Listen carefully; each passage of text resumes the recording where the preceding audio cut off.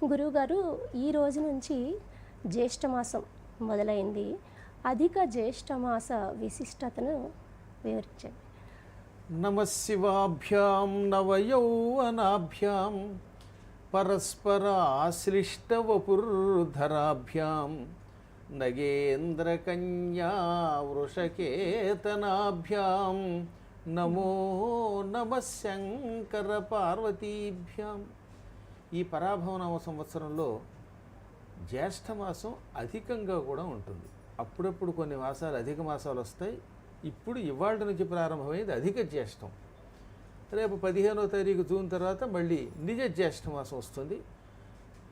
పితృదేవతలకి మంత్ర జపాలకి దానములకు ఈ జ్యేష్ఠమాసం పెట్టింది పేరు. అనగా ఉత్తప్పటి కంటే అధిక జ్యేష్ఠమాసంలో పితృదేవతలకి తర్పణాలు ఇస్తే అవి 100 రెట్లు ఎక్కువ ఫలం ఇస్తాయి.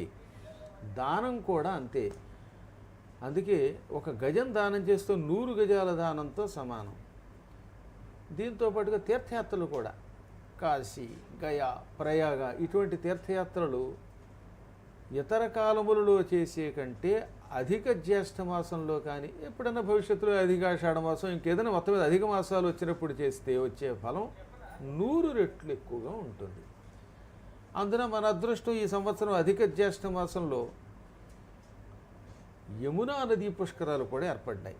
యమునా నది ఎక్కడో హిమాలయ పర్వతాల్లో యమునోత్రి అని పిలువబడే ప్రాంతం నుంచి ప్రారంభమై దారి పొడుగు ఢిల్లీ, ఆగ్రా, మధుర, బృందావనం ఇవన్నీ దాటుకుని చిట్ట చివరికి ప్రయాగ దగ్గర గంగలో కలిసిపోతుంది. ఆ కలిసిపోయేలోపు ఏ ప్రాంతంలో అయినా సరే రేపు జూన్ 1వ తారీఖు అర్ధరాత్రి నుంచి 12 రోజుల పాటు స్నానం చేస్తే మహాఫలం వస్తుంది.